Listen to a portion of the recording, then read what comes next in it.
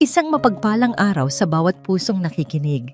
Muli, narito ang inyong lingkod upang magbahagi ng isang kwentong sasalamin sa mga pagsubok at tagumpay ng buhay. Isang kwentong magpapaalala sa atin na ang lakas ay madalas nating natatagpuan sa mga panahong tayo'y pinakasinusubok.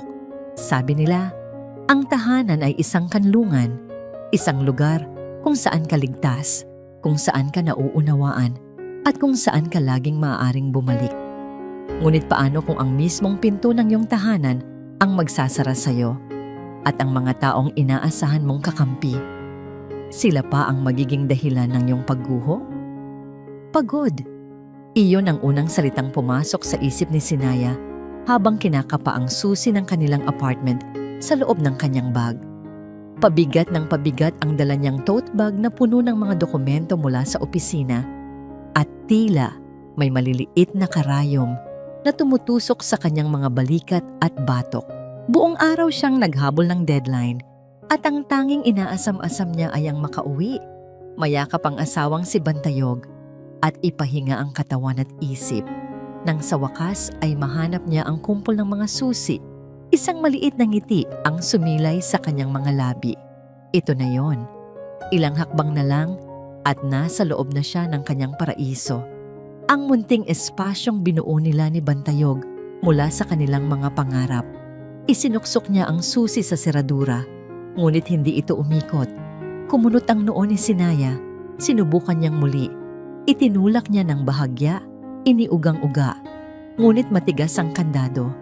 Parang isang dayuhan ang susi sa sarili nitong tahanan. Baka naninibago lang ang kandado? O baka nagloloko na naman ito? Ilang beses na niyang sinabi kay Bantayog na kailangan na itong palitan. Sinubukan niya sa pangatlong pagkakataon, mas madiin, mas may pag-asa, ngunit wala. Ang tanging naririnig niya ay ang tunog ng metal na kumikis-kis sa kapwa metal, isang tunog ng pagtanggi, isang tunog na nagsasabing, hindi ka maaaring pumasok, isang malamig na kaba ang unti-unting gumapang sa kanyang dibdib. Bakit ayaw gumana? Imposibleng nagkamali siya ng susi. Araw-araw? Sa loob ng 5 taon, ito ang susing nagbubukas ng pinto para sa kanya. Nang akma na siyang kakatok, biglang bumukas ang pinto.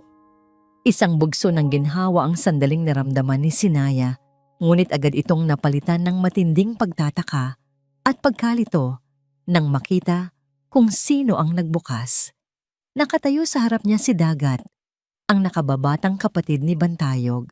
Nakapamaywang ito, nakataas ang isang kilay at may mapangasar na ngiti sa mga labi. "Oh, Ate Sinaya, bakit dyan ka sa labas?" tanong nito. Ang boses ay may halong panunuya. Hindi agad nakasagot si Sinaya. Pinakatitigan niya ang hipag. Pagkatapos ay ang loob ng apartment sa likod nito. Pamilyar ang lahat. Ang sofa, ang center table, ang mga picture frame nila ni Bantayog. Ngunit may kung anong kakaiba. Pakiramdam niya'y isa siyang bisitang hindi inaasahan. "Dagat, anong ginagawa mo rito?" Sa wakas ay naitanong niya. "At bakit ayaw gumana ng susi ko? Nagpalit ba kayo ng..." Hindi na niya natapos ang sasabihin. Mula sa likod ni Dagat ay lumitaw si Bantayog, ang kanyang asawa, ang kanyang kakampi. Ngunit ang itsura nito ay hindi nagpakita ng anumang kagalakan sa kanyang pagdating. Nakatungo ito, umiiwas ng tingin, at ang mga balikat ay tila pasan ang buong mundo. Sa isang iglap, alam na ni Sinaya, may mali, isang malaking kamalian. "Bantayog," tawag niya. Ang boses ay nagsimula ng manginig. "Anong nangyayari? Magsalita ka." Pero hindi si Bantayog ang sumagot. Si Dagat. "Huwag mo nang abalahin si Kuya. Pagod yan," sabi ni Dagat. Humakbang ito pasulong at bahagyang isinara ang pinto na para bang pinagbabawalan siyang makita ang nasa loob. "At para sagutin ang tanong mo, oo, nagpalit kami ng seradura," utos ni Mama. Parang bombang sumabog sa pandinig ni Sinaya ang mga salitang yon. utos ni Mama, ang kanyang biyenang si Bulalakaw. Ano? Bakit? Anong karapatan niyang magpalit ng kandado ng bahay namin? Sunod-sunod niyang tanong, ang boses ay tumataas na. Tumingin siya kay Bantayog, naghahanap ng sagot, ng tulong, ng kahit anong senyales na ipagtatanggol siya nito. Ngunit nanatili itong tahimik, isang estatwang puno ng pagkakasala. Bahay namin, umismid si Dagat. Correction ate, bahay na namin to. Ipinangalan na ni Mama sa kanya ang titulo. Kaya kung ako sa'yo, umalis ka na lang ng maayos. Sinubukang sumingit ni Sinaya. Itulak ang pinto para makapasok. Hindi totoo yan. Hindi niyo to pwedeng gawin. Bantayog. Pero hinarang siya ng katawan ni Dagat. Mas malakas ito. Mas matatag. Ano ba? Hindi ka ba nakakaintindi? Bantayog, ano to? Sigaw ni Sinaya, ang mga luha ay nagsimula ng mamuo sa kanyang mga mata. Desperado na siya. Ito ba ang sinasabi mong pamilya? Itataboy niyo ako sa sarili kong pamamahay? Sa wakas, nag-angat ng tingin si Bantayog. Sa mga mata nito, nakita ni Sinaya ang awa at pagsisisi, pero walang lakas ng loob, walang paninindigan. Sinaya, mag-usap na lang tayo bukas. Pakiusap nito, ang boses ay halos isang bulong. Umuwi ka muna sa inyo. Iyon na ang huling dagok. Ang salitang umuwi mula sa bibig ng sarili niyang asawa na para bang ang lugar na ito ay hindi na niya tahanan. Bago pa man siya makasagot, isang malakas na puwersa ang nagtulak sa pinto. Plak! Nagsara ito ng buo sa harap ng kanyang mukha. Narinig niya ang matunog na pagklik ng bagong kandado, isang tunog na nagselyo sa kanyang kapalaran. Naiwan siyang nakatayo sa malamig na pasilyo, yakap ang kanyang bag na para bang iyon na lang ang natitirang pag-aari niya sa mundo. Nanginginig, itinaas niya ang kanyang kamay at kumatok. Mahina sa simula, tapos ay papalakas. Bantayog, buksan mo to, Bantayog. Walang sumasagot. Bantayog, parang awa mo na. Ang tanging bumalik sa kanya ay ang alingaungaw ng sarili niyang boses, isang boses na puno ng sakit at kawalan ng pag-asa. Ang pinto ay nanatiling nakasara, isang matigas at hindi matinag na pader sa pagitan niya at ng buhay na akala niya ay sa kanya. Ang katahimikan sa loob ng maliit na apartment ni Rina ay nakakabingi, malayo sa ingay ng sarili niyang isip, ngunit hindi sapat para patahimikin ang sakit na kumakain sa kanyang puso.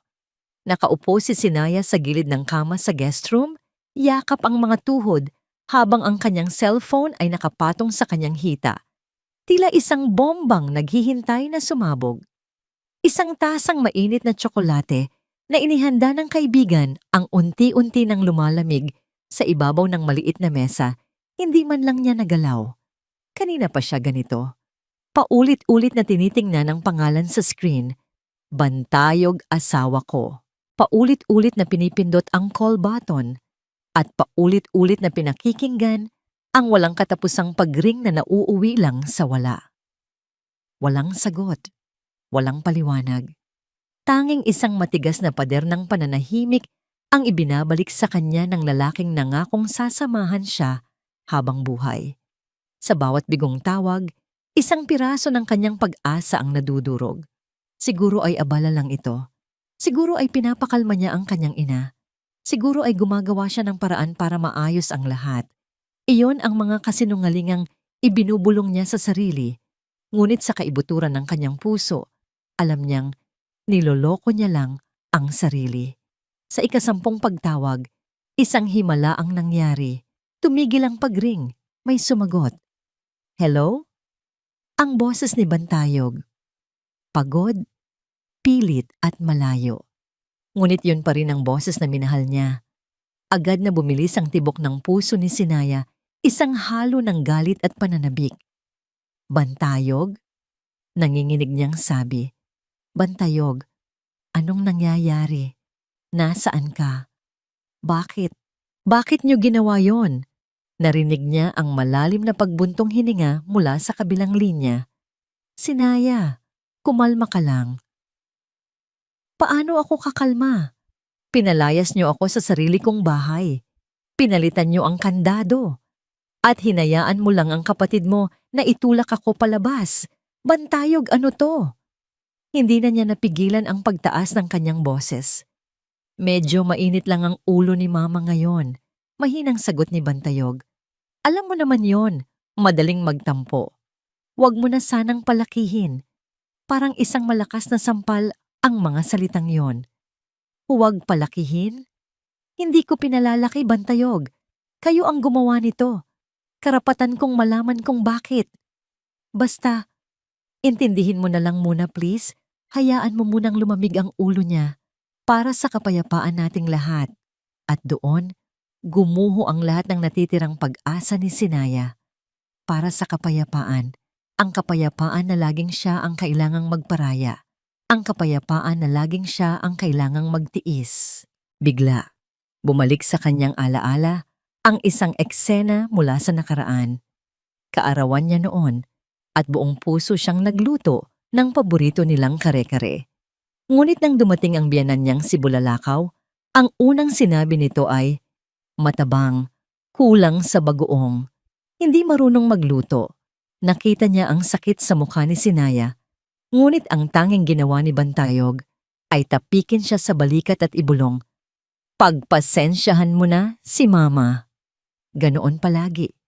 Sa tuwing mamaliitin siya ni Dagat, sa tuwing gagawan siya ng kwento ni Bulalakaw sa mga kamag-anak, ang tanging sagot ni Bantayog ay, hayaan mo na. Ikaw na ang umintindi. Pamilya ko sila, Sinaya. Ngayon, naiintindihan na niya. Ang mga pader na itinayo ng pamilya nito sa paligid niya ay matagal nang naroon. Ngunit ang pinakamatibay at pinakamasakit na pader ay ang pader ng pananahimik na itinayo mismo ng kanyang asawa. Kailan, Bantayog? Mahina niyang tanong. Ang galit ay napalitan na ng pagod at matinding pagkabigo. Kailan mo ako ipagtatanggol? Kailan ako magiging pamilya mo? Katahimikan. At pagkatapos, Sinaya, kailangan ko nang ibaba to. Mag-usap na lang tayo. Hindi na niya pinatapos. Siya na ang nagbaba ng tawag. Pumasok si Rina sa kwarto, dala ang isang kumot. Nakita niya ang luhaan at wasak na anyo ng kaibigan. Sinaya, tama ka Rina. Sabi ni Sinaya, pinupunasan ang kanyang mga luha. Palagi mong sinasabi sa akin na kailangan kong tumayo para sa sarili ko. Hindi ako nakinig. Hindi pa huli ang lahat. Sagot ni Rina, umupo sa tabi niya at hinagod ang kanyang likod. Mas matatag ka kaysa sa inaakala mo. Tinitigan ni Sinaya ang kanyang telepono. Pagkatapos ng ilang sandali, isang text message ang pumasok. Galing kay Bantayog. Ang laman nito ay iilang salita. Ngunit bawat salita ay isang patalim na tumusok sa kanyang puso. Bigyan mo muna ng panahon si Mama. Umuwi ka muna sa inyo pansamantala. Umuwi ka muna sa inyo. Parang isinuka niya ang lahat ng pagmamahal na ibinigay niya sa lalaking iyon. Hindi na siya umiyak. Napalitan ng isang malamig na determinasyon ang kanyang kalungkutan. Dahan-dahan niyang pinindot ang contact name ni Bantayog. Lumabas ang mga option. Call, message, video call, delete. Ang kanyang daliri ay nagtagal sa huling salita. Huminga siya ng malalim. Isang hininga para sa 5 taon ng pagtitiis. Isang hininga para sa lahat ng luhang iniyak niya sa lihim. At pagkatapos, pinindot niya ito. Are you sure you want to delete this contact? Delete! Isang pader ang gumuho sa gabing iyon. Ngunit hindi ito ang pader na itinayo ng pamilya ni Bantayog. Ito ang pader ng kanyang sariling pananahimik. At sa pagbagsak nito, alam ni Sinaya na ang katahimikan niya ay tapos na. 2 araw ang lumipas na parang isang mahabang bangungot. Sa bawat paggising ni Sinaya sa guest room ni Rina, umaasa siyang panaginip lang ang lahat. Ngunit sa bawat pagsikat ng araw, naroon pa rin ang bigat sa kanyang dibdib. Ang katotohanang wala na siyang tahanang mauuwian. Ang katahimikan mula sa panig ni Bantayog ay mas malakas pa sa anumang sigaw. Isang malinaw na mensahe na pinili na nito ang kanyang panig. "Sigurado ka na ba rito?" Tanong ni Rina habang nasa loob sila ng taxi. Tinatahak ang daan papuntang Makati. Tumingin si Sinaya sa labas ng bintana sa mga nagtataasang gusali na tila mga higanting walang pakialam sa kanyang munting problema. Bawat hibla ng kanyang pagkatao ay nagsusumigaw na bumalik, na magtago sa ilalim ng kumot at hintaying matapos ang lahat. Ngunit alam niyang hindi na yun maaari. "Hindi ako sigurado, Rina," mahina niyang pag-amin. "Pero mas hindi ako sigurado sa mangyayari kung wala akong gagawin." Huminto ang taxi sa harap ng isang gusaling salamin. Sa directory sa lobby, nakasulat ang pangalan, Magsaysay and Associates Law Firm. Habang paakyat sila sa elevator, ramdam ni Sinaya ang panlalamig ng kanyang mga kamay at ang mabilis na pagtibok ng kanyang puso. Ito na ang unang hakbang. At nakakatakot ito. Ang opisina ay tahimik at propesyonal. Ang amoy ng mamahaling air freshener at lumang papel ay sumalubong sa kanila. Isang babaeng nakangiti ang naghahatid sa kanila sa isang kwartong may malaking lamesang yari sa mahogany. Sa pader ay nakasabit ang mga diploma at parangal. Ilang sandali pa, bumukas ang pinto at pumasok ang isang babae. Nasa mga 40 anyos ito, matangkad, at may tindig na nagpapakita ng awtoridad. Nakasuot ito ng itim na blusa at abogadong nangiti na matalas, ngunit may bahid ng kabaitan. "Good morning. I am Attorney Elena Magsaysay." Sabi nito, iniabot ang kamay kay Sinaya. "Please have a seat." Ang paghawak sa kamay ng abogada ay mahigpit at mainit. Isang kaibahan sa nanlalamig niyang mga daliri. Umupo si Sinaya at si Rina ay tumayo sa kanyang likuran na parang isang aninong nagbibigay ng suporta. "So Miss Cruz," simula ni Attorney Magsaysay, "your friend mentioned over the phone that you have a property dispute with your husband's family. Please tell me everything from the very beginning." Sa una, nag-aalangan si Sinaya. Nanginginig ang kanyang boses habang isinasalaysay ang gabi ng kanyang pag-uwi, ang pagpapalit ng kandado, ang mga salita ni Dagat, at ang nakakabinging katahimikan ni Bantayog. Sa bawat salita, tila muli niyang nararanasan ang sakit at kahihiyan. Si Attorney Magsaysay ay nakikinig lamang, hindi nagsasalita. Tanging tumatango paminsan-minsan. Ang mga mata nito ay hindi humuhusga, ngunit puno ng matamang pag-unawa. Nang matapos si Sinaya, isang malalim na katahimikan ang namayani. "I see," sabi ng abogada. "Under the law, what they did is illegal. It's a clear violation of your rights. But we need to establish one crucial thing, is the property conjugal." Dito na huminga ng malalim si Sinaya. Ito na ang bahaging kinatatakutan niyang sabihin. Isang sikretong matagal niyang itinago, kahit kay Bantayog. Dahil sa takot na masaktan ang ego nito, inilabas niya mula sa kanyang bag ang isang lumang brown envelope. Nanginginig ang kanyang mga kamay habang inilalabas ang mga dokumento sa loob nito. Mga luma at naninilaw na bank statement at isang sulat mula sa bangko na may petsang 6 na taon na ang nakalipas. "Attorney," simula niya, ang boses ay halos pabulong. "Ang totoo po, hindi po talaga yon ganap na konjugal. Oo, pareho kaming naghuhulog ni Bantayog buwan-buwan. Pero ang down payment, ang pinakamalaking bahagi ng pera, galing po sa akin." Inilatag niya ang mga papel sa mesa. "Ito po ang mana na iniwan sa akin ng mga magulang ko. Bago kami ikasal, inilipat ko ang pera mula sa trust fund ko para ipambayad sa down payment ng apartment. Hindi ko po ito sinabi kay Bantayog. Ang sabi ko lang ay ipon ko. Ayaw ko po kasing isipin niya na nakakaangat ako sa kanya." Kinuha ni Attorney Magsaysay ang mga dokumento. Maingat niyang sinuri ang bawat isa. Ang kanyang propesyonal na ngiti ay dahan-dahang nawala at napalitan ng isang matalas na tingin. Nag-angat siya ng tingin kay Sinaya at sa unang pagkakataon, nakita ni Sinaya ang isang kislap ng pagiging palaban sa mga mata nito. "Miss Cruz," sabi ng abogada. Ang boses ay biglang naging matatag at puno ng kumpiyansa. "This changes everything. This is not just a simple dispute anymore. This is your weapon. Under the family code, property acquired before the marriage using exclusive funds of one spouse is considered paraphernalia property. It is yours, and yours alone." Parang isang mabigat na kurtina ang itinaas mula sa isip ni Sinaya. Paraphernalia property. May pangalan pala ang kanyang karapatan. May batas palang kakampi sa kanya. Ang unang hakbang na gagawin natin, pagpapatuloy ni attorney na magsaysay, ay magpadala ng isang formal demand letter sa kanila. Hihilingin natin na lisanin nila ang property sa loob ng isang takdang panahon. Kung hindi sila sumunod, doon na tayo magsasampa ng kaso. Isang maliit na kislap ng pag-asa ang sumibol sa puso ni Sinaya. Sa loob ng 2 araw, pakiramdam niya ay isa siyang dahong tinatangay ng hangin. Walang direksyon, walang kapangyarihan.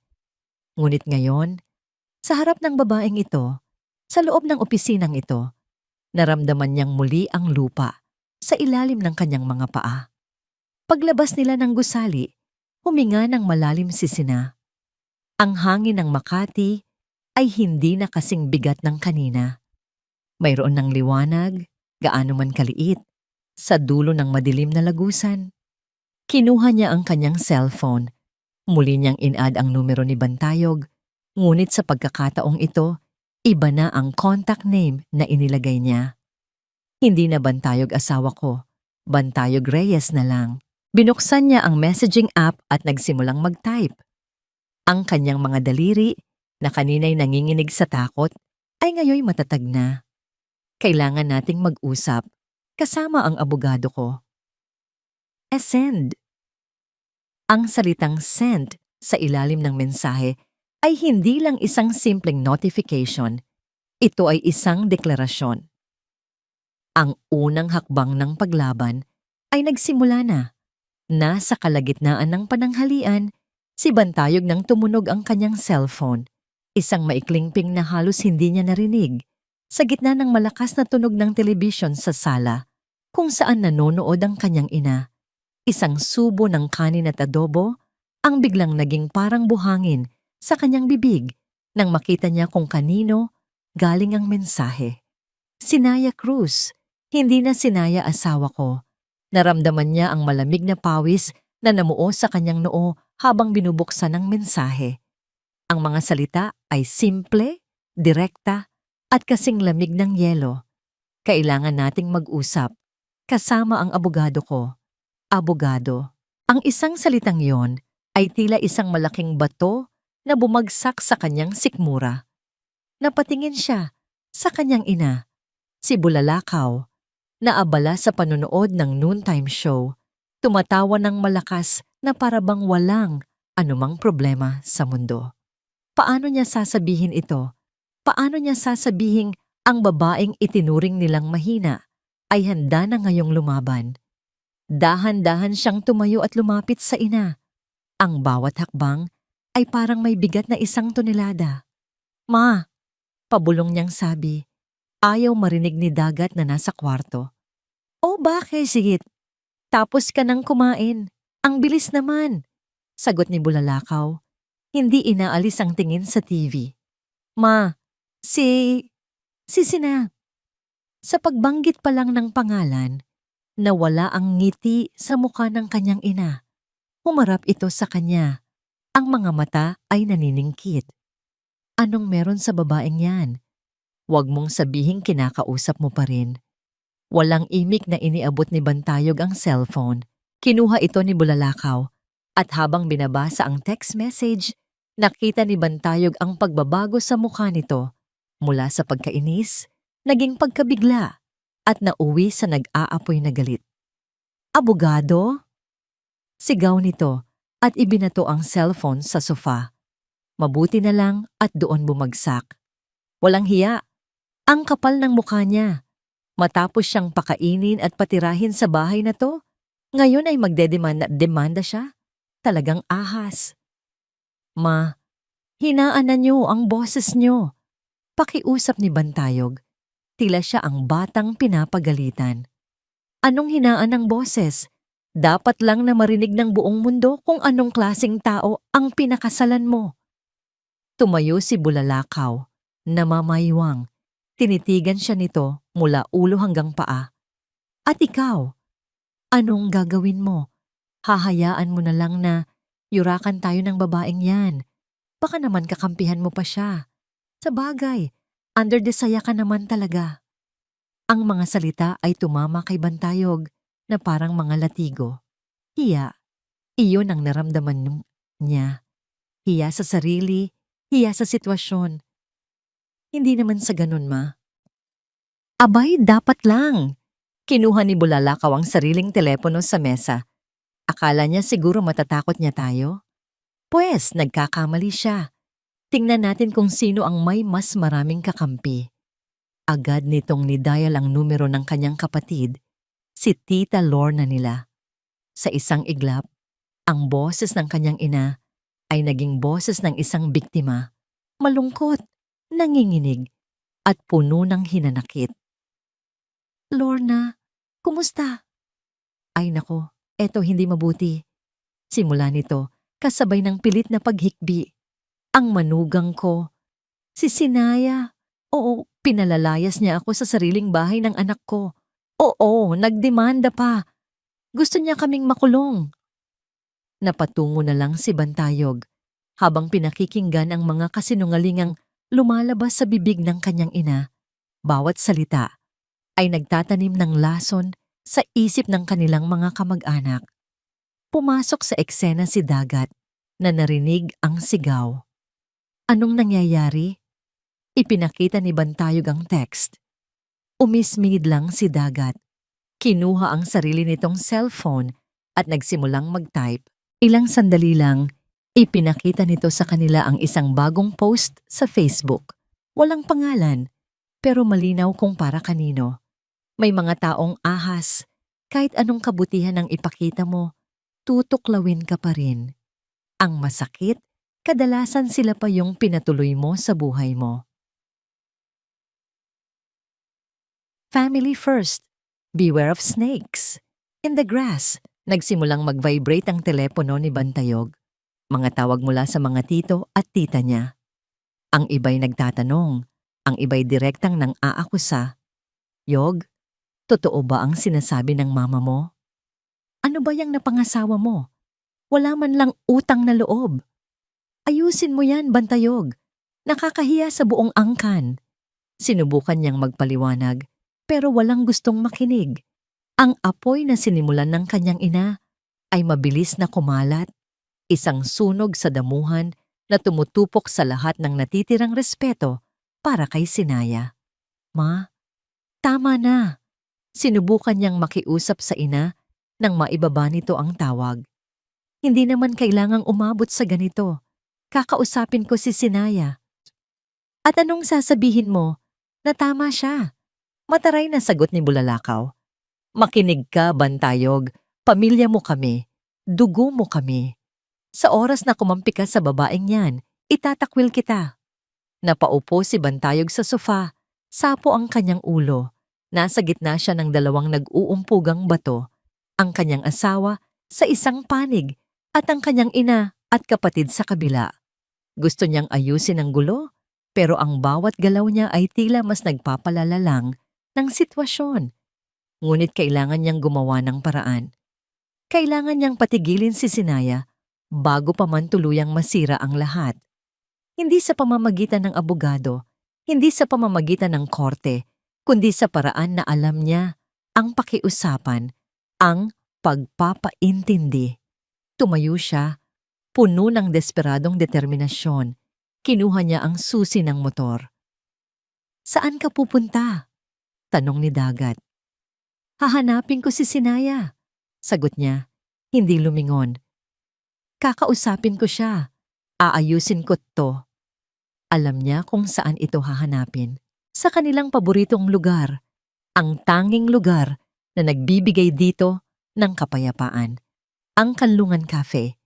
Pupuntahanin niya ito doon at kukumbinsihin niya itong itigil ang kabaliwang ito para sa kapakanan ng kapayapaan na siya mismo ang sumira. Ang Kanlungan Cafe. Para kay Sinaya, hindi lang ito isang lugar na may masarap na kape. Ito ang kanyang naging kanlungan sa mga panahong pakiramdam niya ay nalulunod na siya. Sa amoy ng bagong giniling na butil ng kape, sa mahinang tugtugin at sa init ng tasang hawak niya, nakakahanap siya ng ilang sandali ng kapayapaan. Ngayon, higit kailanman, kailangan niya ang kapayapaang iyon. Nakatitig siya sa labas ng bintana. Pinagmamasdan ang mga taong naglalakad na tila walang sariling mga pasanin. Bawat isa ay may kanya-kanyang kwento. Ngunit sa sandaling ito, pakiramdam niya ay siya na ang may pinakamabigat na dalahin sa buong mundo. Ang kanyang Amerikano ay halos nangangalahati na, ngunit ang init nito ay hindi sapat para pawiin ang panlalamig na dulot ng takot at kalungkutan. Biglang tumunog ang maliit na kampana sa pinto ng kapihan. Isang pamilyar na anino ang humarang sa sikat ng araw. Automatikong napahigpit ang hawak niya sa tasa. Kahit hindi pa niya lubusang nakikita, alam na niya. Pumasok si Bantayog, gusot ang kanyang damit, namumugto ang mga mata, at may ilang araw nang hindi naahit na balbas. Mukha siyang taong ilang gabi nang hindi nakakatulog ng maayos.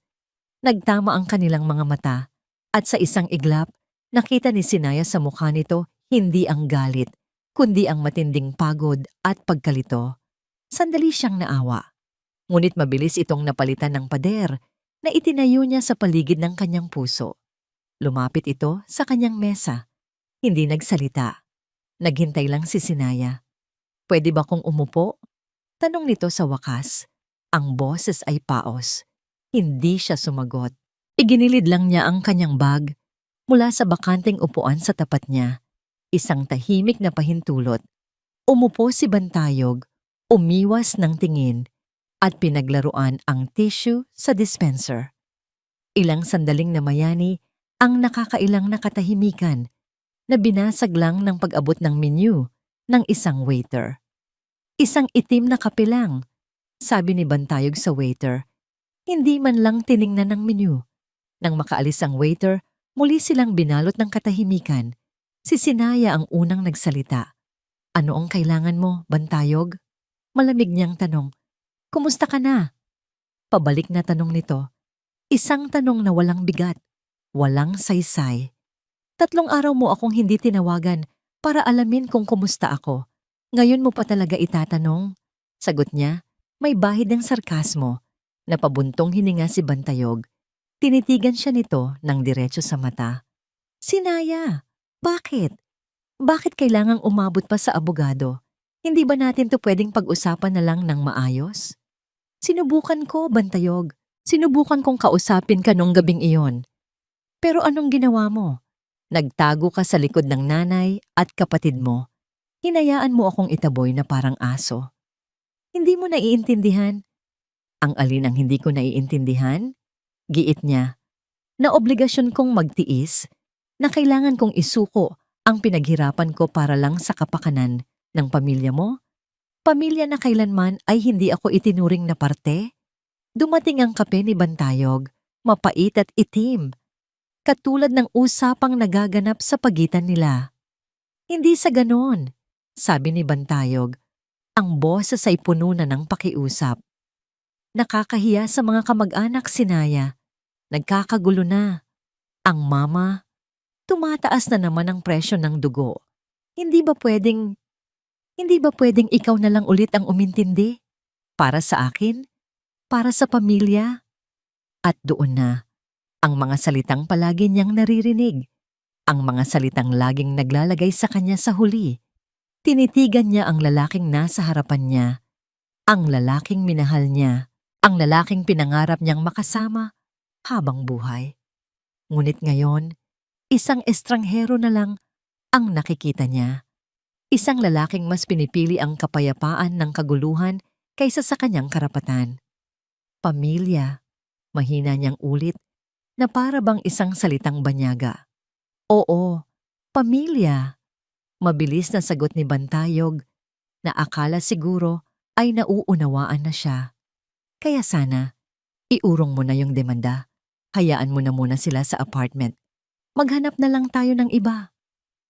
At binitiwan nito ang mga salitang tuluyang pumatay sa kung anumang natitirang pagmamahal sa puso ni Sinaya. Isang bahay lang yan, Sinaya. Mas importante ang pamilya. Hindi na umiyak si Sinaya. Wala nang luhang gustong pumatak. Napalitan ito ng isang nakakakilabot na kalinawan. Ngayon, sigurado na siya. Hindi lang yan isang bahay, Bantayog. Sagot niya, ang boses ay kalmado, ngunit may bigat na parang bato. Pawis, luha, at mana yan ng mga magulang ko. Yan ang alaala nila na iniingatan ko. Tumingin siya sa mga mata nito, mga matang puno ng pag-asa na sana'y pumayag siya. At tama ka, mas importante ang pamilya. Kaya nga, asawa mo ako, Bantayog. Pagputol niya. Pero kailanman, hindi mo ako naging pamilya. Tumayo siya. Mula sa kanyang wallet, kumuha siya ng pera at maingat na inilapag sa mesa, sapat para sa 2 kape. Ayaw na niyang magkaroon pa ng anumang utang na loob. Tapos na tayo, Bantayog. Iniwan niya itong nakatulala. Hindi makapaniwala sa narinig. Iniwan niya ito, kasama ang mapait nitong kape. Habang naglalakad siya palabas ng kanlungan, hindi na siya lumingon pa. Ang kanlungan niya ay nasira na. Oras na para gumawa ng bago. Isang kanlungan na para lang sa kanya. Paglabas niya sa pinto, sa huling sulyap sa salamin ng kapihan, isang imahe ang pumukaw sa kanyang pansin. Sa isang madilim na sulok sa loob, malapit sa kinaroroonan ni Bantayog, may isang lalaking nakatingin dito. Malaki ang katawan nito, nakasuot ng itim na jacket, at ang mga mata nito ay matalas at puno ng pagbabanta. Hindi niya ito kilala, ngunit ang kaba ay biglang bumalik sa kanyang dibdib. Isang kaba na nagsasabing may mas malalim at mas madilim na dahilan sa likod ng lahat ng kasakiman ng pamilya Reyes. Para kay Bulalakaw, ang apartment ni Sinaya ay hindi lang isang piraso ng ari-arian. Ito ang kanyang tabla de salvasyon. Ito ang pader na haharang sa rumaragasang baha na malapit nang lumunod sa kanya. Nakatayo siya ngayon sa gitna ng sala, hawak ang kanyang lumang telepono na kanina pa nanginginig sa kanyang kamay. Ang tawag na yon, ang boses na yon, malamig, walang emosyon, ngunit bawat salita ay may bigat ng isang sentensya ng kamatayan. Isang linggo, Bulalakaw. Sabi ng boses sa kabilang linya. Isang boses na pag-aari ng isang taong kilala lang niya bilang si Boss Rico. Isang linggo para bayaran ang kalahating milyon na utang mo. Kung hindi, alam mo na ang mangyayari. Baka hindi lang tuhod ng anak mo ang basagin ko sa susunod. Click. Tapos na ang tawag, ngunit ang banta ay nanatiling nakabitin sa hangin. Mas mabigat pa sa alinsangan ng hapon. Napahawak si Bulalakaw sa kanyang dibdib. Ang puso niya ay kumakarera na parang isang kabayong takot na takot. Desperasyon. Iyon ang lasa sa kanyang bibig. Mapait at nakakasuka. Biglang bumalik sa kanyang isipan ang gabi kung kailan nagsimula ang lahat. Isang madilim na silid na puno ng usok ng sigarilyo. Ang tunog ng mga barahang binabasa at ang matatamis na pangako ng mabilis na pera. Nagsimula lang sa maliit na pusta sa mahjong hanggang sa napunta sa mas malalaking laro ng baraha. Ang bawat talo ay sinusundan ng mas malaking pusta. Sa paniniwalang sa susunod na kamay ay makakabawi siya, ngunit hindi siya nakabawi. Sa isang gabi, ang lahat ng kanyang naipon, pati na ang perang hiniram niya, ay naglahong parang bula. Ang naiwan lang ay ang isang pirasong papel na may nakasulat na halaga at ang malamig na tingin ni Boss Rico. Isang tingin na nagsasabing hindi ito nakikipagbiruan. Iwinaksin niya ang alaala. Hindi yon makakatulong ngayon. Ang kailangan niya ay solusyon. Mabilis. Ang kanyang mga mata ay galit na nilibot ang apartment. Ito na ang solusyon. Ang kailangan niya lang gawin ay makuha ang titulo, maibenta ito, at mabayaran ang kanyang utang. Simple lang. Kung hindi lang dahil sa matigas ang ulo na si Sinaya. Pinasok niya ang kwarto na dati sa mag-asawa. Ang amoy ni Sinaya ay naroon pa rin. Isang mahinhing amoy ng baby powder at shampoo. Kinilabutan siya. Para siyang multo sa sarili niyang plano. Binuksan niya ang aparador. Naroon pa ang ilang damit ni Sinaya na hindi nito nadala. Walang halaga. Mga simpleng bestida at blusa. Sunod niyang binuksan ang drawer ng tokador. Mga panyo, medyas, at isang maliit na kahon ng alahas. Binuksan niya ito nang may pananabik. Ngunit ang laman ay nakakadismaya. Isang pares ng pekeng hikaw na perlas, isang silver na kwintas na may maliit na pendant, at ang kanilang singsing sa kasal. Walang ginto. Walang makakapal na alahas. Kuripot! Inis niyang bulong sa sarili. Kahit kailan, hindi naging magarbo ang manugang niya. Isang katangian na dati kinaiinisan lang niya, ngunit ngayon ay isinusumpa niya. Maanong ginagawa mo dyan? Napatalon si Bulalakaw sa gulat. Si Dagat, nakasandal sa hamban ng pinto, nakataas ang kilay. Naglilinis lang. Palusot niya. Mabilis na isinara ang drawer. Naglilinis o naghahanap ng pwedeng isangla? Ngumisi si Dagat. Narinig ko ang usapan niyo. Sa telepono kanina, ma. Sino si Boss Rico? Nanlaki ang mga mata ni Bulalakaw. Wala kang narinig. Tsismosa kang bata ka. Huwag na tayong maglokohan, ma. Ma? Lumapit si Dagat. Ang boses ay mas seryoso na. Kaya pala atat na atat kang makuha ang apartment na to. May utang ka, no? Gaano kalaki? Natalo si Bulalakaw sa titig ng sariling anak. Sa huli, umamin din siya. Kalahating milyon, napasinghap si Dagat. Ano? Saan mo naman kinuha ang ganoong kalaking pera? Huwag ka nang magtanong. Ang importante, kailangan nating makuha ang bahay na to. Giit ni Bulalakaw. Kapag naibenta natin to, hindi lang pambayad sa utang, may sobra pa para sa ating dalawa. Makakapagsimula ka ng sarili mong negosyo. Ang mga mata ni Dagat ay biglang nagkaroon ng kislap ng kasakiman. Ang takot ay napalitan ng interes. Okay, tutulungan kita, sabi nito. Pero gusto ko ng malinaw na usapan. Kalahati sa akin kapag nabenta. Abat na ma, kailangan mo ako. Pagputol ni Dagat. Kailangan mo ng kakampi para lalong idiin si Ate Sinaya. Kaya ano? Deal! Walang nagawa si Bulalakaw kundi tumango. Kahit ang sarili niyang anak ay nakikita siyang isang oportunidad. Habang nagtatalo sila, isang malakas na katok ang yumanig sa pinto ng apartment. Hindi ito ang normal na katok ng isang bisita. Ito ay malakas, mabigat, at mapilit. Nagkatinginan ng mag-ina, parehong nanlamig ang dugo. Sino yan? Nanginginig na tanong ni Dagat.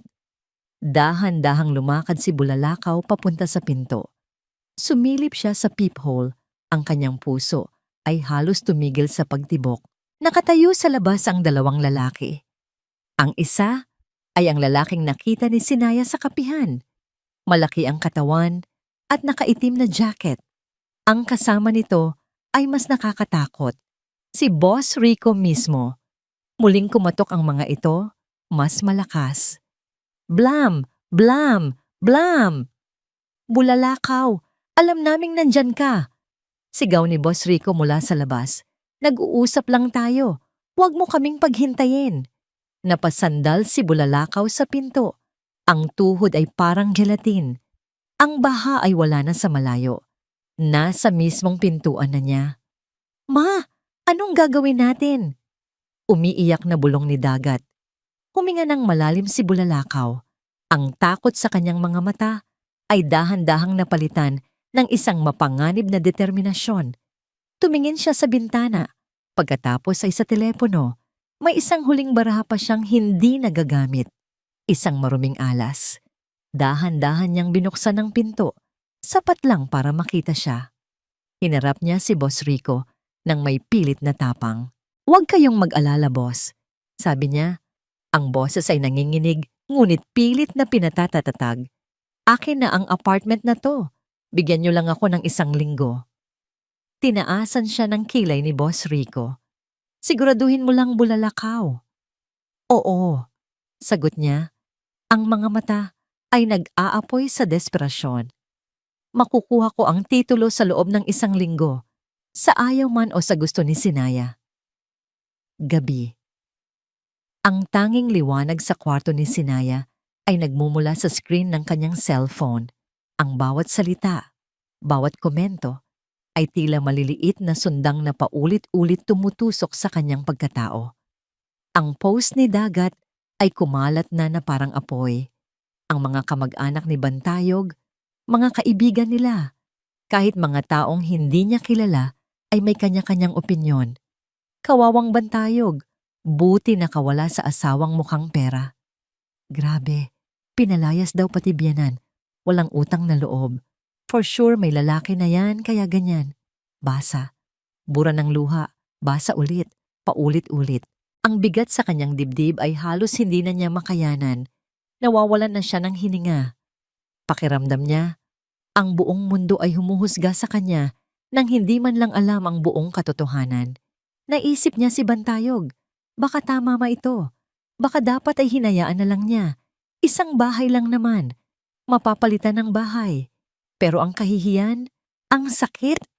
Tila habang buhay na itong babakat sa kanya. Kinuha niya ang cellphone, nanginginig ang mga daliri. Hahanapin na sana niya ang numero ni Attorney Magsaysay para sabihing suko na siya, na ayaw na niyang lumaban. Ayaw na niya. Pagod na siya. Ngunit bago pa man niya mapindot ang call button, biglang umilaw ang screen. Isang hindi rehistradong numero mula sa probinsya ang tumatawag. Sa una, ayaw niyang sagutin. Ngunit may kung anong nag-udyok sa kanya. "Hello?" Sagot niya. Ang boses ay paos at basag. "Hello, si Sinaya ba to? Asawa ni Bantayog?" Tanong ng isang boses ng matandang babae sa kabilang linya. Pamilyar ang boses, ngunit hindi niya matukoy kung saan narinig. "Opo, sino po sila?" "Ay iha, pasensya na. Si Idang ito, Tia Idang mo, kapatid ng lola ni Bantayog." Tia Idang. Ang matandang laging nagpapadala sa kanila ng mga kakanin mula sa probinsya tuwing Pasko. "Ay, Tia Idang, kayo po pala. Kumusta po kayo?" "Mabuti naman ako, iha. Pero ikaw, hindi ka mabuti. Naririnig ko," sabi ng matanda. Ang boses ay puno ng pag-aalala. "Nakarating na sa amin ang balita. Huwag kang maniwala sa mga chismis, iha. Alam ko kung anong klaseng tao ka." Isang mainit na likido ang biglang dumaloy sa puso ni Sinaya. Sa gitna ng dagat ng panghuhusga, may isang taong naniwala sa kanya. "Salamat po, tiya," sabi niya. Hindi na napigilan ng paghikbi. "Makinig ka, Sinaya, kaya ako napatawag dahil may kailangan akong sabihin sa'yo. Isang bagay na matagal ko nang tinatago. Tungkol ito sa mama at papa mo." Biglang natigilan si Sinaya. Ang kanyang mga magulang? Anong kinalaman nila rito? "Pumunta ka rito sa amin bukas. O kung hindi, ako ang pupunta dyan. Kailangan mo itong makita." Kinabukasan, sa sala ng apartment ni Rina, nagkaharap si Sinaya at ang matandang babae.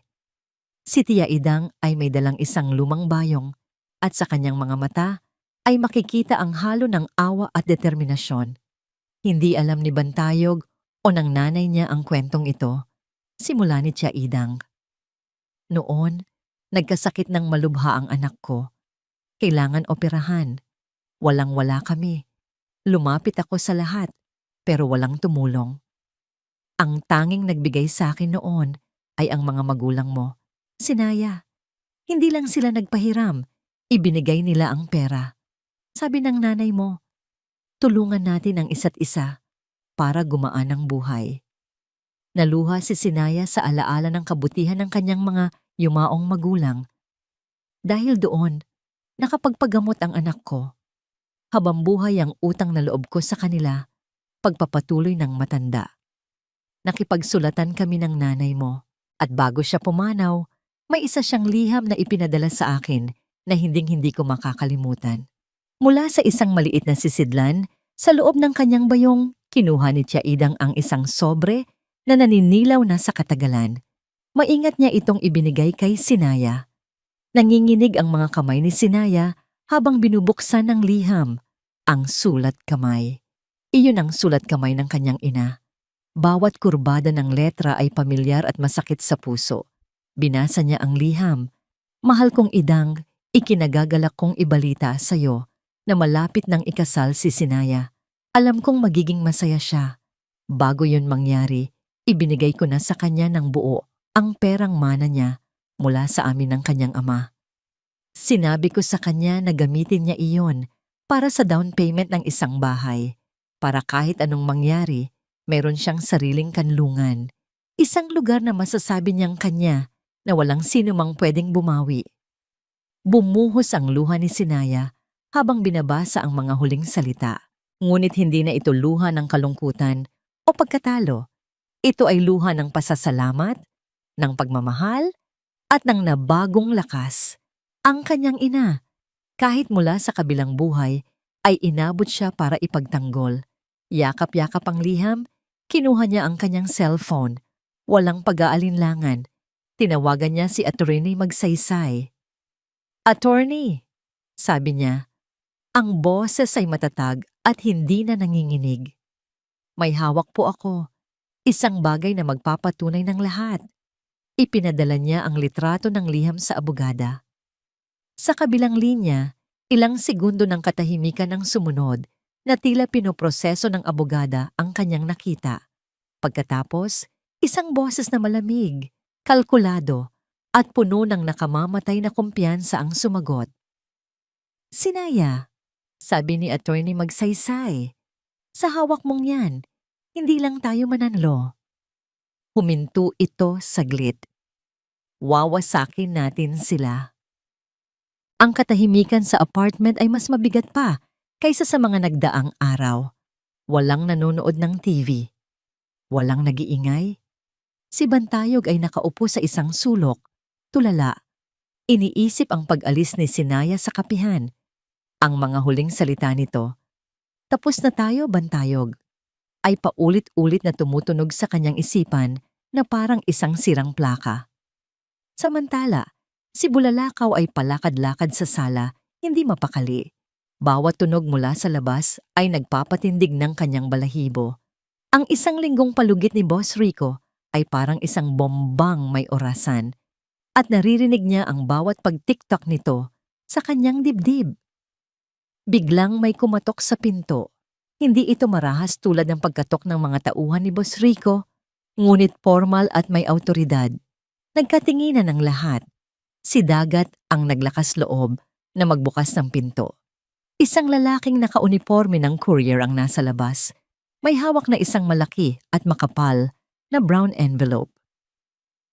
"Para po kay Gingan Bulalakaw Reyes," sabi ng lalaki. Nanginginig ang kamay ni Bulalakaw habang inaabot ang sobre. Nang maisara ang pinto, tila isang sentensya ang hawak niya. Dahan-dahan niyang pinunit ang dulo. Ang unang papel na kanyang nakita ay may letterhead ng Magsaysay and Associates Law Firm. "Ano yan, ma?" tanong ni Bantayog. Lumalapit. Hindi sumagot si Bulalakaw. Ang kanyang mga mata ay nanlalaki habang binabasa ang laman ng demand letter. Ngunit hindi iyon ang nagpatigil sa kanyang paghinga. Sa likod ng sulat ay may kalakip na kopya ng isang dokumento. Isang kopya ng isang sulat kamay. Ibinibigay ko na sa kanya nang buo ang perang mana niya. Gamitin niya iyon para sa down payment ng isang bahay. Para kahit anong mangyari, mayroon siyang sariling kanlungan. Ang mga salita mula sa nakaraan, ang patunay. Nabitiwan ni Bulalakaw ang mga papel. Ang mga ito'y nagsilaglag sa sahig na parang mga tuyong dahon. Ang kanyang mukha ay nawalan ng kulay, naging maputla na parang papel. Talo na siya. Alam niya, ang liham na yon ang huling pako sa kanyang kabaong. Ang bahay, ang pera, ang kanyang kaligtasan, lahat ay maglalaho. Ma, ano ang nangyari? Nag-aalalang tanong ni Bantayog. Dinampot ang mga papel. Binasa niya ang liham. Ang ebidensya ay malinaw pa sa sikat ng araw. Ang apartment ay pag-aari ni Sinaya. Sila ang mali. Sila ang nang-agaw. Isang matinding hiya at pagsisisi ang bumalot sa kanya. Ngunit bago pa man niya maproseso ang lahat, isang malakas na pagdaing ang narinig niya. Aray! Ang dibdib ko. Napalingon siya sa kanyang ina. Si Bulalakaw ay nakahawak sa kanyang dibdib. Ang muka ay namimilipit sa sakit. Ang kanyang paghinga ay mababaw at mabilis. Hindi ako makahinga. Ma! Sigaw ni Bantayog. Sa isang iglap, ang lahat ng pagsisisi ay napalitan ng matinding takot. Ang stress. Yung manugang mo. Hirap na sabi ni Bulalakaw. Ang mga mata ay pumipikit. Papatayin. Papatayin niya ako. At bigla, ang kanyang mga tuhod ay bumigay. Bumagsak siya sa sahig. Ma! Isang nakakayanig na sigaw mula kay Dagat. Tumawag kayo ng ambulansya. Bilis! Ang sumunod na mga sandali ay isang kumunoy ng kaguluhan at pagpapanik. Si Bantayog, sa kanyang pag-aalala, ay hindi na makapag-isip ng diretso. Ang tanging nakikita niya ay ang kanyang ina. Nakahandusay sa sahig, namumutla, at sinasabi ang pangalan ni Sinaya. Ang tunog ng sirena, ang pagdating ng mga paramedic, ang mabilis na paglalagay sa kanyang ina sa isang stretcher.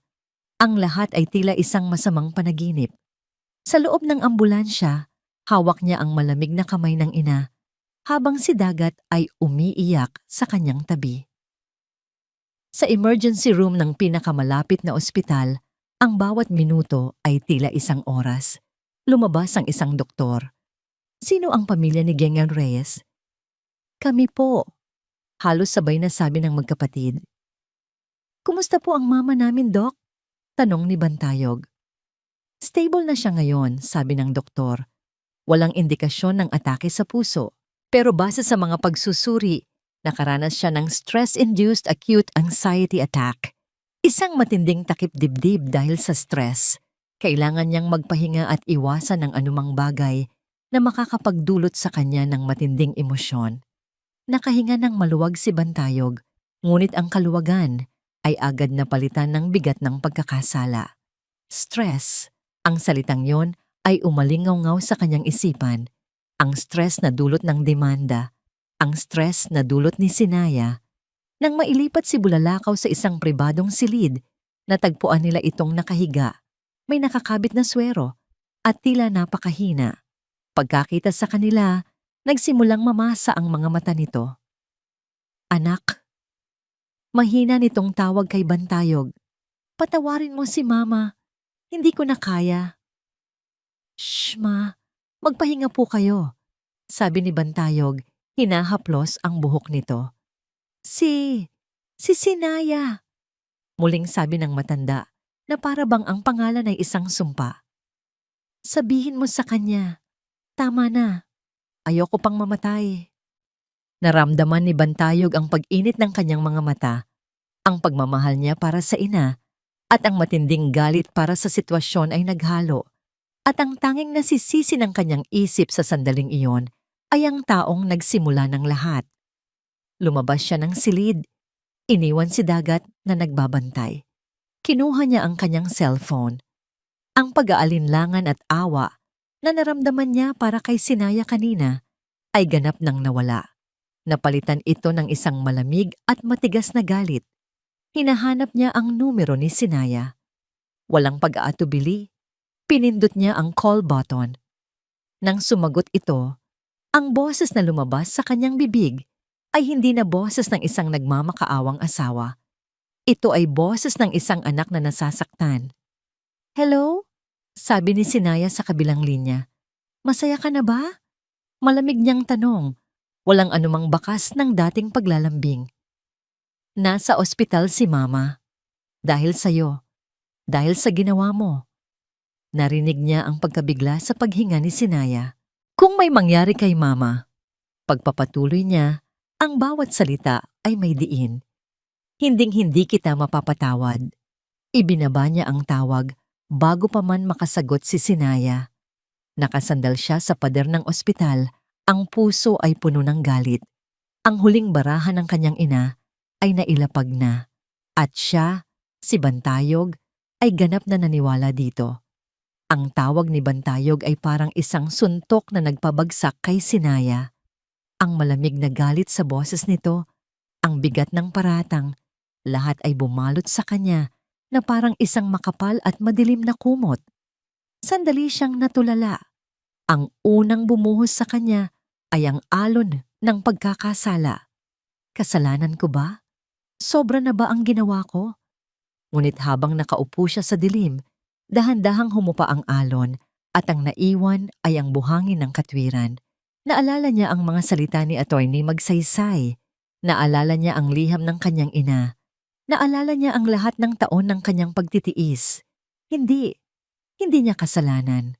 Isang bagong damdamin ang pumalit sa pagkakasala. Isang kalmadong galit. Isang tapang na hindi niya naramdaman noon.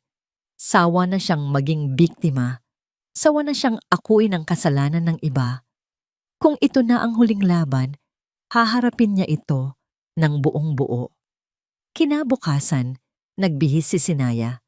Hindi siya nagsuot ng damit na nagpapakita ng pagluluksa.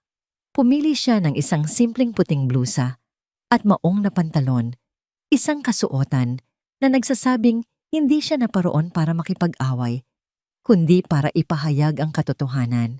Dala ang isang malaking envelope, nagtungo siya sa ospital.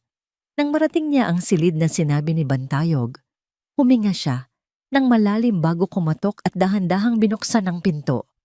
Ang eksena sa loob ay tila isang dula sa entablado.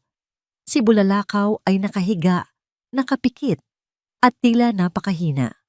Si Dagat ay nasa tabi nito, nagbabalat ng mansanas, at si Bantayog ay nakatayo malapit sa bintana. At nang makita siya, ang mukha nito ay agad na naging kasing tigas ng bato. Anong ginagawa mo rito? Paggalit na tanong ni Bantayog.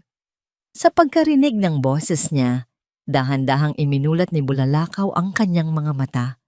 Agad itong Marte na parang hirap na hirap huminga. Bantayog, sino yan? Bakit? Bakit siya nandito? Paalisin mo siya? Nakita mo na, sabi ni Dagat. Tumayo at humarang sa daraanan ni Sinaya. Dahil sa'yo, nagkakaganito si Mama. Umalis ka na. Ngunit si Sinaya ay hindi natinag. Ang dating Sinaya ay marahil tumakbo na palayo, umiiyak. Ngunit ang bagong Sinaya ay tumitig lang sa kanilang lahat.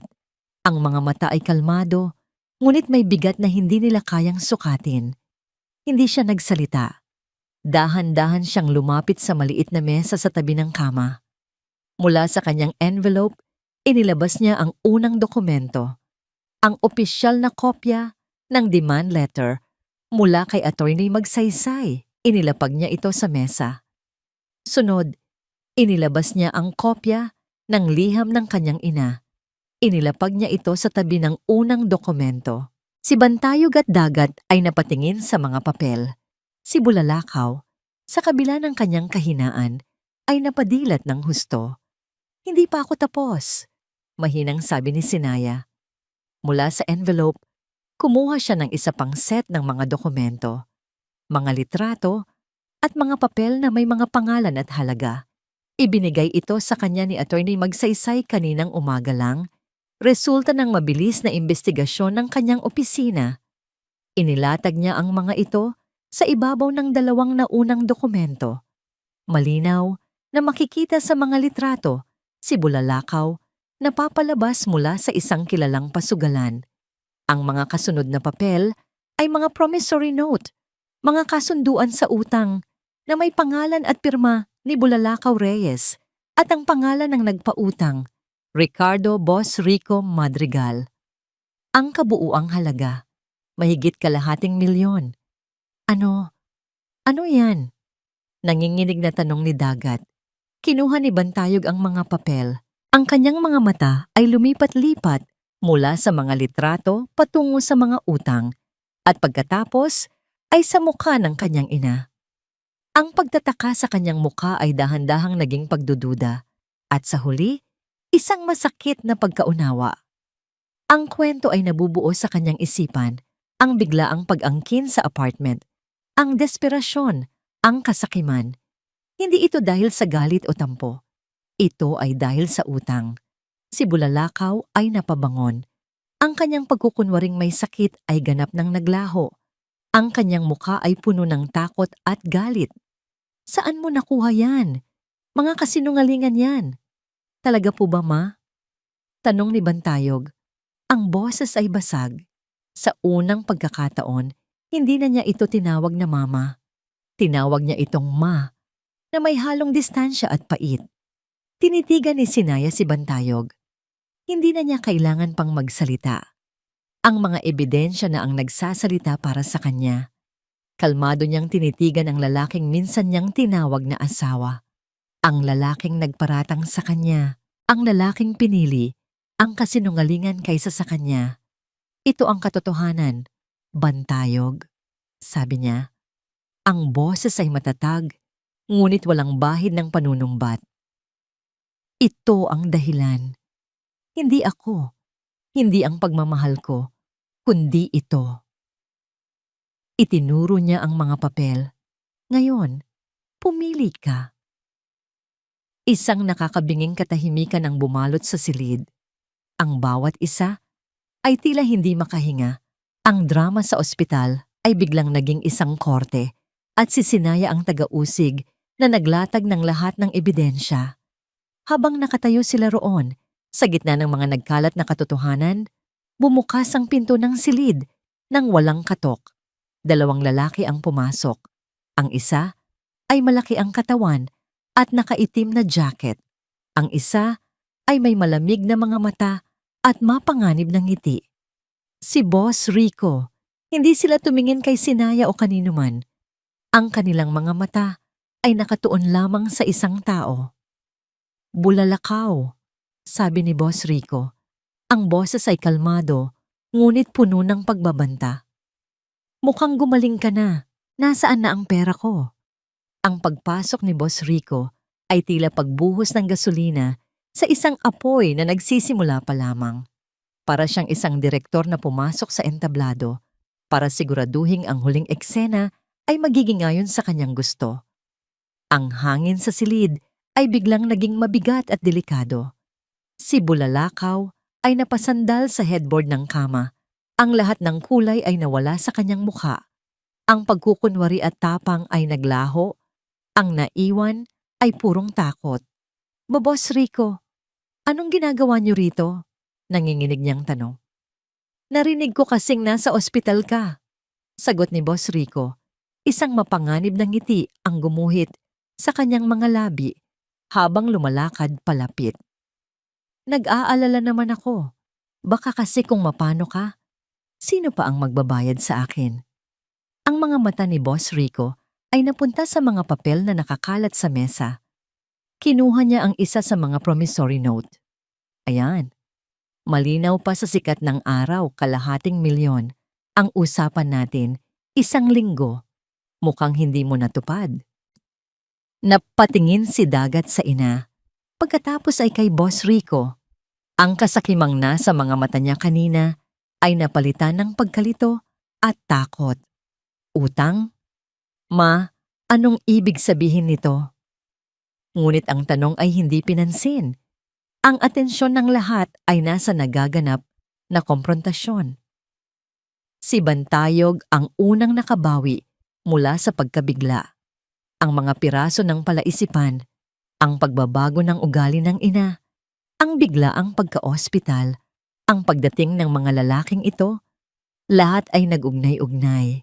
Ang katotohanan ay isang malakas na sampal na gumising sa kanya mula sa mahabang pagkabulag. Humarap siya sa ina. Ang mga mata ay puno ng sakit, at hindi makapaniwalang pagtingin. Totoo ba? Lahat ng ito?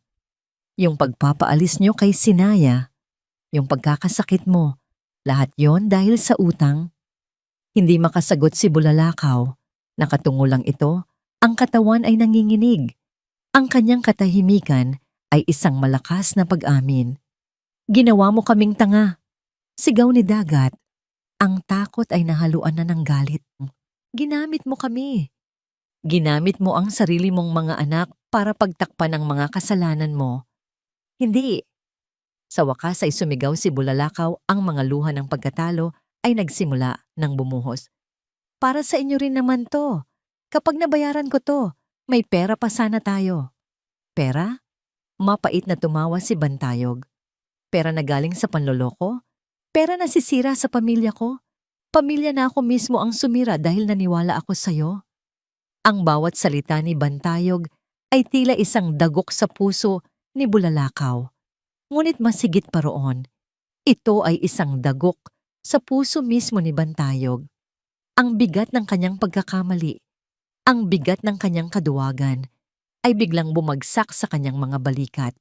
Tumingin siya kay Sinaya. Nakatayo lang ito sa isang tabi, tahimik na nanonood habang ang kastilyo ng kasinungalingan ng mga Reyes ay gumuho sa sarili nitong bigat. Walang ngiti ng tagumpay sa kanyang mukha. Walang saya. Ang tanging naroon ay isang malalim na kalungkutan. Isang kalungkutan para sa nasirang tiwala, para sa nasayang na pagmamahal, at para sa lalaking nasa harapan niya na tuluyang nawala sa kanya. Sinaya. Nagsimulang maglakad si Bantayog palapit sa kanya. Sinaya, patawarin mo ko. Ngunit bago pa man siya makalapit, si Sinaya ay dahan-dahang umiling. Tapos na ang lahat, Bantayog. Mahina niyang sabi. At sa mga salitang yon, tumalikod siya. Sa gitna ng kaguluhan, ang pagsigaw ni Dagat, ang pag-iyak ni Bulalakaw, ang malamig na boses ni Boss Rico na naniningil, si Sinaya ay simpleng naglakad palabas ng silid. Bawat hakbang palayo ay isang hakbang patungo sa kalayaan. Hindi na niya kailangan pang manatili. Hindi na niya kailangan pang manumbat. Ang hustisya ay hindi na niya kailangang ipaglaban. Ito na mismo ang nagpakita. Sinaya, sandali. Narinig niya ang sigaw ni Bantayog at ang mga yabag nito na sumusunod sa kanya sa pasilyo ng ospital. Naabutan siya nito at hinawakan sa braso. Sinaya, please. Mag-usap tayo. Alam ko nagkamali ako. Isang malaking pagkakamali. Pero mahal kita. Babawi ako. Aayusin ko to. Humarap si Sinaya. Tinitigan niya ang kamay ni Bantayog na nakahawak sa kanyang braso. At pagkatapos ay tumingin siya sa mga mata nito. Mga matang puno ng desperasyon at huling hininga ng pagsisisi. Dahan-dahan niyang inalis ang kamay nito. Ang paghingi ng tawad, Bantayog, ay hindi nakakapagpatayo muli ng isang bahay na sinunog mo na. Sabi niya, ang boses ay kalmado na, walang bahid ng galit. Hindi na maaayos to dahil ang nasira ay hindi lang bahay, ang nasira ay ako. Isang huling luha ang pumatak mula sa mata ni Bantayog. Bigyan mo ko ng isa pang pagkakataon. Umiling si Sinaya. Ang pagkakataon, minsan lang ibinibigay at ibinigay ko na sa iyo yon ng maraming beses. Naglakad siyang muli. At sa pagkakataong ito, hindi na siya sinundan ni Bantayog. Naiwan itong nakatayo sa gitna ng pasilyo, mag-isa, habang pinapanood ang babaeng dapat sana'y kanyang naging kanlungan na tuluyang maglaho sa kanyang buhay. Ang huling sinabi sa kanya ni Sinaya ay ang pinakamasakit na katotohanan sa lahat. Ang pagpapatawad ay hindi para itayo muli ang nasira, para ito palayain ang sarili. Pinapatawad na kita, Bantayog, pero hindi na kita babalikan. Paalam. Lumipas ang 2 buwan. Ang dating maingay na bagyo ay naging isang mahinang ambon na lamang at di nagtagal, sumikat din ang araw. Ang kaso sa korte ay natapos ng mabilis at walang anumang gulo. Dahil sa bigat ng ebidensya At sa kahihiyang dulot ng insidente sa ospital, hindi na lumaban pa ang pamilya Reyes. Ibinigay ng korte ang buong karapatan ng apartment kay Sinaya. Narinig niya mula sa kanyang abogado na para makaiwas sa kaso ni Boss Rico, ipinagbili ni Bulalakaw ang maliit na lupain nito sa probinsya para makabayad ng utang. Si Dagat naman daw ay umalis, nagtungo sa Cebu para makalimot at makapagsimula muli. Sa araw na bumalik si Sinaya sa apartment, isang bagong susi ang nasa kamay niya. Ang pagpihit niya sa bagong seradura ay isang tunog na puno ng kahulugan, isang tunog ng pagbawi at pagsisimula. Ang apartment ay tahimik at walang laman. Ang mga gamit ng mga Reyes ay wala na. Ngunit ang alaala ng kanilang pananakop ay naroon pa rin na parang isang multong ayaw umalis. Kaya sa sumunod na linggo, iyon ang ginawa ni Sinaya. Naglinis siya. Hindi lang paglilinis ng alikabok at dumi. Ito ay isang paglilinis ng kaluluwa. Sinimulan niya sa pagtatapon. Isang malaking itim na trash bag ang kanyang naging kasama. Unang inihagis. Ang picture frame nila ni Bantayog noong kasal nila na nakasabit sa pader. Sumunod, ang luma nitong t-shirt na naiwan sa aparador. Ang paborito nitong tasa na may lamat na. Bawat bagay na may koneksyon sa nakaraan ay walang awa niyang inilagay sa bag. May kirot, oo. Ngunit sa bawat bagay na kanyang binibitiwan, gumaan ng kaunti ang kanyang pakiramdam. Pagkatapos magtapon, nagsimula siyang magdagdag. Pinalitan niya ang madilim na kurtina ng isang puti at mahangin na tela. Naglagay siya ng maliliit na halaman sa bawat sulok. Bumili siya ng isang malambot na armchair at inilagay sa tabi ng bintana ang kanyang magiging reading nook. Dahan-dahan, ang apartment na dati naging simbolo ng kanyang pagkatalo ay nagiging isang tunay na kanlungan, isang lugar na sumasalamin sa kung sino na siya ngayon. Isang hapon, habang nagdidilig siya ng halaman, isang sulat ang dumating para sa kanya. Galing ito sa probinsya, galing kay Tia Idang. Sa loob, isang maikling liham ang nakasulat. Iha, natutuwa ako para sa'yo. Ang tapang mo. Siguradong ipinagmamalaki ka ng iyong mga magulang. Naluha si Sinaya. Ngunit sa pagkakataong ito, luha ito ng pasasalamat. Madalas na siyang bumabalik sa Kanlungan Cafe, ngunit hindi na para magtago o umiyak. Pumupunta siya roon para magbasa ng libro, para mag-isip, para mag-enjoy sa sarili niyang kumpanya. Minsan, habang nakatingin sa mga taong dumaraan, isang maliit na ngiti ang sumisilay sa kanyang mga labi. Payapa na siya. Natuto na siyang hanapin ang kaligayahan sa sarili niya. Isang araw, isang courier ang naghatid ng isa pang sobre. Sa pagkakataong ito, galing ito sa opisina ng abogado ni Bantayog. Alam na niya kung ano yon. Nang buksan niya, naroon nga. Ang mga papeles ng diborsyo, nakapirma na si Bantayog. Umupo siya sa kanyang bagong armchair. Walang bigat, walang galit. Tanging isang pakiramdam ng pagtatapos. Kinuha niya ang ballpen at sa ibabaw ng kanyang pangalan, inilagda niya ang kanyang matatag na pirma. Tapos na. Malaya na siya. Isinandal niya ang kanyang ulo at ipinikit ang mga mata. Ninamnam ang katahimikan ng kanyang tahanan, ang kapayapaan ng kanyang puso. Ngunit ang katahimikan ay binasag ng isang katok sa pinto. Kumunot ang kanyang noo. Wala siyang inaasahang bisita. Siguro si Rina lang. Dahan-dahan siyang tumayo at lumakad papunta sa pinto. Nang buksan niya ito, ang lahat ng kapayapaang naramdaman niya ay sandaling nagambala. Nakatayo sa labas si Bantayog. Payat. Magulo ang buhok. May malalalim na eye bags. Ang dating kumpiyansa sa kanyang tindig ay wala na. Napalitan ng isang anyo ng pagsisisi at pagkapagod. Nakatayo lang ito roon, hindi makapagsalita. Ang mga mata ay puno ng mga salitang hindi kayang bigkasin ng kanyang bibig. Ang pagkakatayo ni Bantayog sa labas ng kanyang pinto ay parang isang multo mula sa nakaraan. Isang paalala ng sakit, ngunit isa ring testamento ng kanyang katatagan. Sa halip na isara ang pinto o magalit, huminga lang ng malalim si Sinaya. Ang babaeng nakatayo roon ay hindi na ang babaeng madaling masaktan. "Pumasok ka," sabi niya. Ang boses ay kalmado. Hindi ito isang imbitasyon para manatili, kundi isang kilos ng pagtatapos. Nag-aalangang pumasok si Bantayog. Ang kanyang mga mata ay maingat na nilibot ang paligid. Ang apartment na dati pamilyar sa kanya ay tila naging banyaga. Mas maliwanag, mas maaliwalas, puno ng buhay, puno ng mga bagay na sumasalamin kay Sinaya at hindi sa kanila. "Maupo ka," alok ni Sinaya, itinuro ang sofa. Ngunit siya mismo ay hindi umupo. Nanatili siyang nakatayo, nagpapanatili ng distansya.